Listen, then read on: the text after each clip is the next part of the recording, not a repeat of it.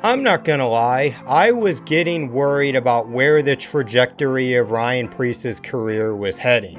Being a free agent driver over 30 this late in the season is comparable to being a single guy in your 30s.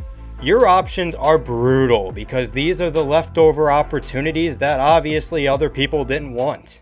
Fortunately, Ryan Preece would be rescued from the pits of despair by Brad Keselowski.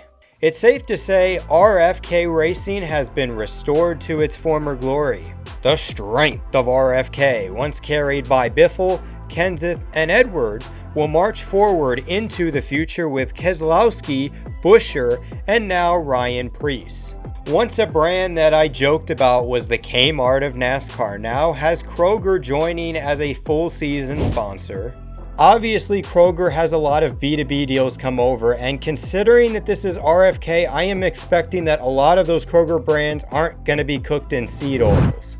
Despite Ryan Preece getting his big break, some think that he should be stocking the shelves for Kroger rather than representing them on a professional race car. This criticism stems from the fact that Ryan Preece's stats are not that spectacular. I can totally hear the argument that maybe a guy like Zane Smith would be more deserving of an opportunity at RFK Racing, a team on the rise.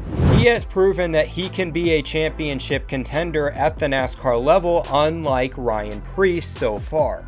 If Ryan Preece remains sub top 25 while his teammates win races and make the playoffs next year, he is going to be in a pressure cooker getting fried in tallow.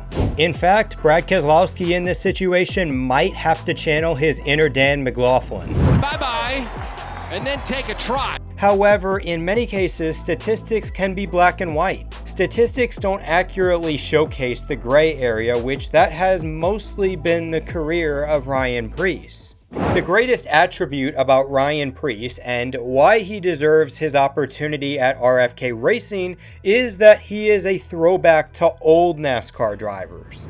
Preece shares characteristics with the late great Alan Kulwicki. This is a driver that has taken risks like maxing out credit cards and selling the mortgage on his home to get the opportunity to go Xfinity racing. This was a massive risk that paved the way for a massive reward.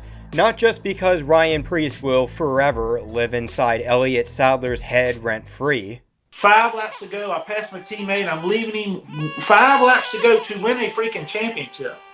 And then I get raced and wrecked by Ryan Preece, who's not racing for anything.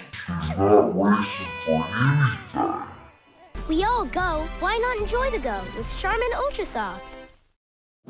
This move won him multiple Xfinity races and got the attention of many Cup owners that wanted him to race for their team on Sundays.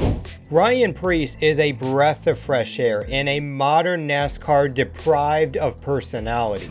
Although the sentiment shared by many in the NASCAR community is that Ryan Preece is a pay driver. Cup cars just aren't his thing. Heck, Preece falls forward. Would have loved to see some actual talent in that seat. Preece with another undeserved ride. DEI. Now, I've been in the NASCAR community enough to see some crazy opinions. I've even said some myself. But saying that Ryan Preece is a pay driver is the worst take in NASCAR history. Ryan Preece is the furthest thing from being a pay driver. Not just because of his journey, but look at his Cup Series rides. At JTG, his rides already had funding from Kroger and its B2B deals. At Stewart Haas, he brought some money with United Rentals, but the car was mostly Haas Automation. Also, it is pretty telling when Gene Haas demoted his right-hand man's son out of that car in favor of Preece. Now at RFK Racing, he's going to have Kroger with the possibility of a handful of Build Submarine and Castrol races. It is a straight up lie that Ryan Preece is a pay driver like terrible Riley Herbst and Connor Jones with the Cheeto dust on his fingers. Ryan Preece has had to work really hard even if the results don't reflect it. Which gets into my next point, is that Ryan Preece has not gotten his fair shake at NASCAR's Premier Series. JTG Daugherty Racing's expansion was to meet a financial demand.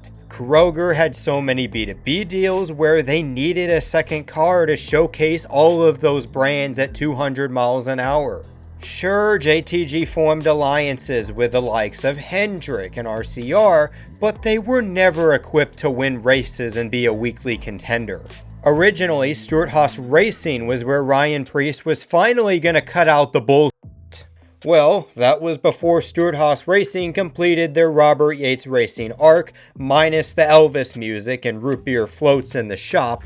There was at least some evolution at SHR. Regardless, this was an organization deprived of sponsorship money and Tier 1 manufacturer support from Ford. In modern NASCAR, there are only 3 teams: Chevy, Ford, Toyota, and if you're not getting bankrolled by any of those top tier manufacturers, you might as well go out of business because you're not being anywhere close to being competitive. Ryan Preece did not get the prosperous Stewart Haas Racing of the 2010s. To reinforce that, I am going to play you a quote that I honestly could have just copy-pasted for 8 minutes and easily taken my quick buck, but instead I actually decided to put effort in this video. Nonetheless, here's the quote. We didn't have race cars last year that Kevin Harvick could win in. We didn't have race cars last year that Kevin Harvick could win in. We didn't have race cars last year that Kevin Harvick could win in. What does it say about the health of an organization when they admit that a Cup Series champion can't even win in their equipment? That's not even getting into that Ryan Preece was the red-headed stepchild at SHR. Before Stewart Haas Racing announced that it was boldly and unapologetically shutting down, the SHR teams were holding study sessions in order to become more competitive. Ryan Preece was excluded from the group until it awkwardly came out in the public. Okay, I get that I'm defending Ryan Preece like Kamikaze Games defends Casey Mears, but despite all of the backdoor NASCAR politics and an organization going the way of Robert Yates Racing, Ryan Preece, through all of this, still put up comparable statistics to his teammates Josh Berry and Noah Gragson. Yes, you can say Ryan Preece is the least flashiest of the 4, as the 3 other teammates had big races, like Josh Berry at Darlington Spring, Noah Gragson at Las Vegas in the spring, as well as Chase Briscoe when he won at Darlington.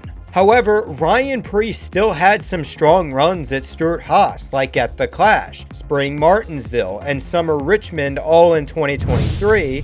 Plus, Ryan Preece is an underrated driver at drivers' tracks like Homestead and Bristol, where he got top 10s at both this season. Historically, Ryan Preece is a driver that typically doesn't heat up until the second half of the season, and that is largely in part because of this guy. Chad Johnston is one of modern NASCAR's most controversial crew chiefs. Of course, every crew chief will find themselves working the gray area like Johnson did at Kentucky in 2017. However, if you have a Martin Truex Jr., Tony Stewart, or Kyle Larson fan in your life, I dare you to ask them what the Chad Johnston experience was like. The consensus is that Chad Johnston was a crew chief that kept those future Cup champions from reaching their full potential. His main weaknesses come in the form of strategy and being able to keep up with the changing track conditions. Chad Johnston is solid, but he is just not an elite crew chief that can maximize performance like Cliff Daniels, Rodney Childers, and Paul Wolfe can. Regardless of who the crew chief is for Ryan Preece, this is his first fair shake at the Cup Series. Ryan Preece finally gets to race for an organization that is not only competitive, but is on the upward trajectory rather than being on the path towards going out of business.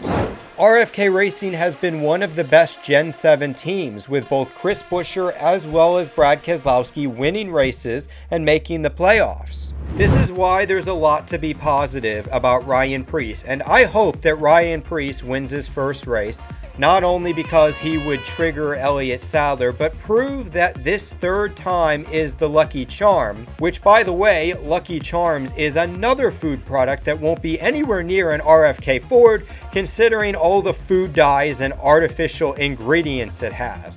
Alrighty, if you enjoyed this video, there is plenty of full tank NASCAR content on NRF Productions and Fuel Cell Full. Also, I encourage you to subscribe to the Digital Gas House Patreon, as this would help me a lot in producing full tank NASCAR content. Other than that, this is Nathan for Digital Gas House. Life's a beach, and then you drive.